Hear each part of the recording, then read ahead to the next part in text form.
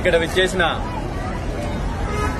పాత్రికేయ మిత్రులందరికీ నమస్కారాలు తెలియజేస్తూ గత కొన్ని రోజుల క్రితము కడప జిల్లా రాయచోటిలో జరిగిన ఘటనకు సంబంధించి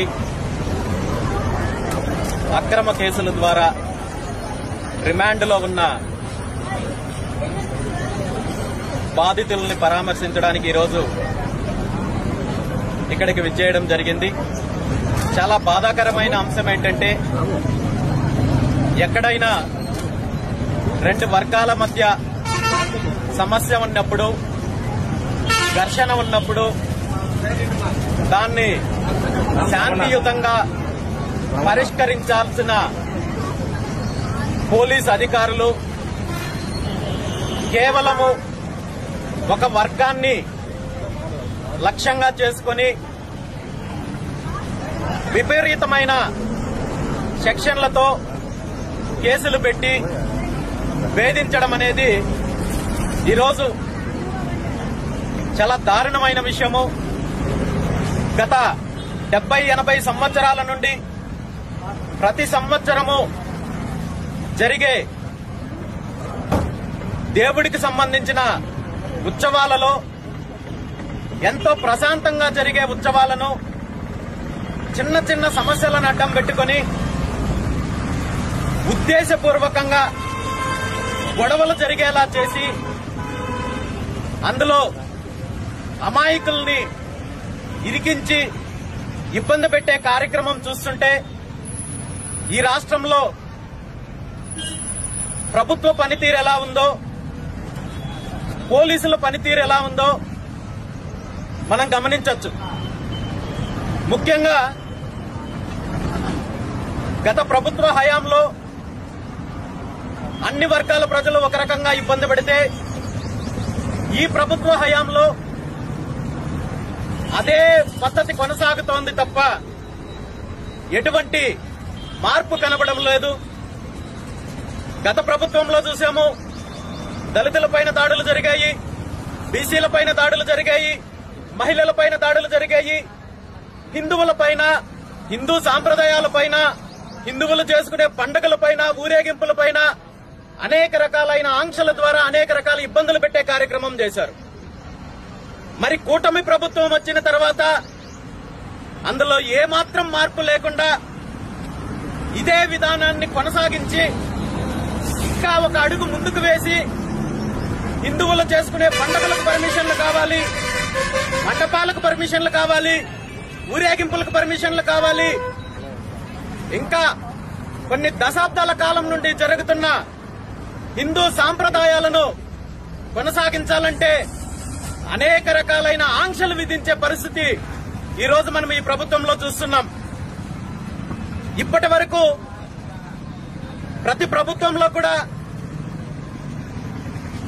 దళితులపైన దాడులు మనం చూశాము, వెనకబడిన తరగతులని అణిచివేసే కార్యక్రమం చూశాము, పేరుకి సంఖ్యాబలము 100-80-90% బీసీ, ఎస్సీ, ఎస్టీ మైనారిటీలుంట ఈ రాష్ట్రంలో అన్ని రకాలుగా అణచివేయబడుతున్న వర్గాలు కూడా ఇవే ఉన్నాయి.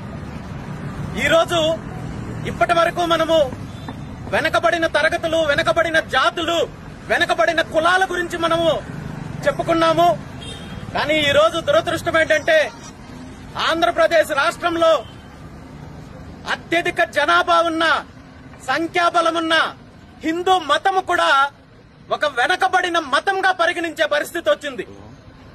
ఎందుకంటే హిందువులపైన కావచ్చు, హిందూ సాంప్రదాయాలపైన కావచ్చు, హిందూ దేవాలయాలపైన కావచ్చు, హిందూ పండుగలపైన కావచ్చు, ఎలాంటి దాడులు జరిగినా, ఎలాంటి ఇబ్బందులు గురి చేసినా ఈ రాష్ట్రంలో పట్టించుకునే వాళ్ళు లేరు. కాబట్టి ఏమైనా చేయొచ్చు, ఎలాంటి సంఘటనలు జరిగినా హింసించొచ్చు, వేధించొచ్చు అనే ఒక రకమైన ఆలోచనతో ప్రభుత్వంలో ఉన్న వాళ్ళు కావచ్చు, పోలీసు వ్యవస్థ కావచ్చు వ్యవహరిస్తోందని చెప్పడానికి ప్రత్యక్ష నిదర్శనే ఈరోజు రాయచోటిలో జరిగిన సంఘటన.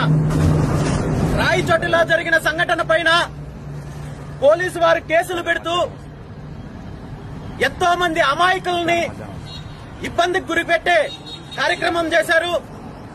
వాళ్ళు పెట్టిన కేసులో ముఖ్యంగా వాళ్ళు చేసిన ఆరోపణ ఏంటంటే ఒక వర్గానికి సంబంధించిన వాళ్ళు జై శ్రీరామ్ అంటూ రచ్చగొట్టే కార్యక్రమం చేశారంటూ పోలీసులు ఈరోజు ఎఫ్ఐఆర్ లో అనేక సెషన్లు పెట్టి కేసు పెట్టే ప్రయత్నం చేశారు.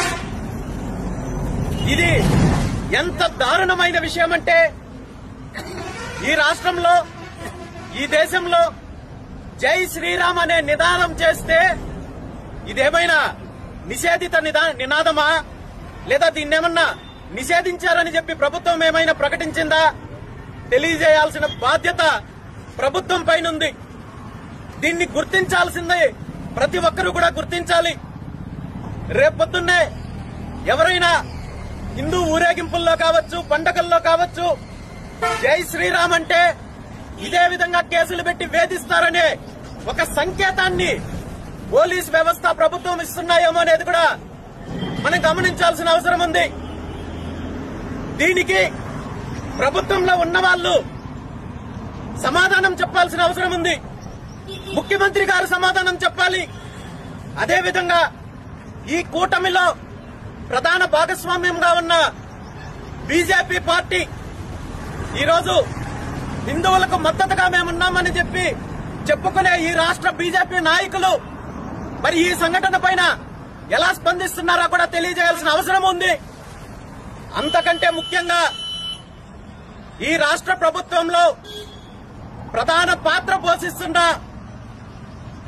డిప్యూటీ సీఎం పవన్ కళ్యాణ్ గారు దీని మీద స్పందించాల్సిన అవసరం ఉంది. ఎందుకంటే గత కొన్ని రోజుల ముందు నుండి మనం చూశాము, ఈ రాష్ట్రంలో హిందూ ధర్మానికి సనాతన ధర్మానికి ప్రతినిధి నేనే అని చెప్పి చెప్పుకునే పవన్ కళ్యాణ్ గారు మరి ఈ రాష్ట్రంలో హిందువులపైన మహిళలపైన అనేక రకాలుగా జరుగుతున్న దాడులు మీకు తెలియవా అని చెప్పి ఈరోజు నేను పవన్ కళ్యాణ్ గారిని ప్రశ్నిస్తున్నాను. ఈరోజు రాష్ట్రంలో ఉన్న ఆశ్రమాలపైన దాడులు జరుగుతున్నాయి. సేవా కార్యక్రమాలని అడ్డుకునే ప్రయత్నం చేస్తున్నారు. ఆశ్రమాలను కూల్చేసే ప్రయత్నం చేస్తున్నారు. అయ్యప్ప స్వామి మాలలు వేసి దీక్షలు చేస్తుంటే వాటిని అడ్డుకునే ప్రయత్నం చేస్తున్నారు. పండుగలు చేసుకుంటే మండపాలు పెట్టుకోనికుండా అడ్డుకునే ప్రయత్నం చేస్తున్నారు. ఎన్నో దశాబ్దాల కాలం నుండి సాంప్రదాయంగా వస్తున్న పండుగలు ఊరేగింపులు చేసుకోవాలంటే కేసులు పెట్టి భయపెట్టే కార్యక్రమం చేస్తుంటే మరి నేను సనాతన ధర్మ పరిరక్షకుడు అని చెప్పుకునే పవన్ కళ్యాణ్ గారు వీటి మీద ఎందుకు స్పందించడం లేదో సమాధానం చెప్పాల్సిన అవసరం ఉంది. పవన్ కళ్యాణ్ గారు సినిమాల్లో చాలా బాగా నటిస్తారు. ఆయన ఒక్కొక్క సినిమాలో ఒక్కొక్క వేషం వేస్తున్నట్టుగా రాజకీయాల్లోకి వచ్చిన తర్వాత అనేక వేషాలు మార్చారు. జగువేరా సిద్ధాంతంతో నేను రాజకీయాల్లోకి వచ్చానన్నారు. ఆ తర్వాత ద్రావిడ సిద్ధాంతం అన్నారు, పెరియార్ సిద్ధాంతం అన్నారు, బహుజన సిద్ధాంతం అన్నారు, పూలే సిద్ధాంతం అన్నారు. ఆ తర్వాత బాప్టిజం తీసుకున్న క్రైస్తవ సిద్ధాంతం అన్నారు.